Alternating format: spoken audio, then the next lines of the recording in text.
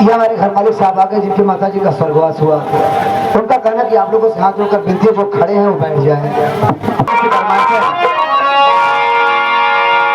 अरे रावण हमरा के कई देना बावरे,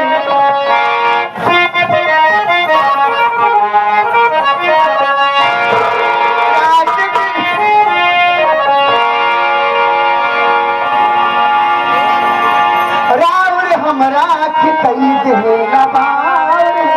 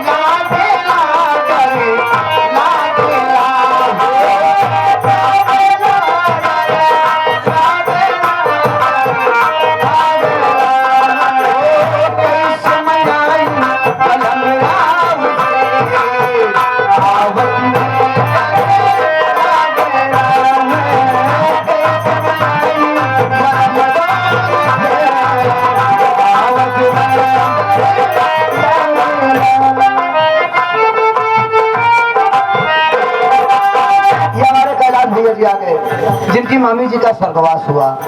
कैलाश भैया की तरफ से 21 रुपए का पुरस्कार। उनका कहना है कि शराब पीकर जो खिंचाहिन करेगा भैया बहुत दिक्कत हो जाएगी।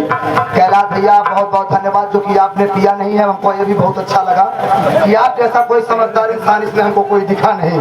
जितना साफ सुथरा आप हैं, बड़ा धन्यवाद आपको, जितनी अच्छी सलाह आपने दिया। मजा आ गया सुन के आपकी बात को।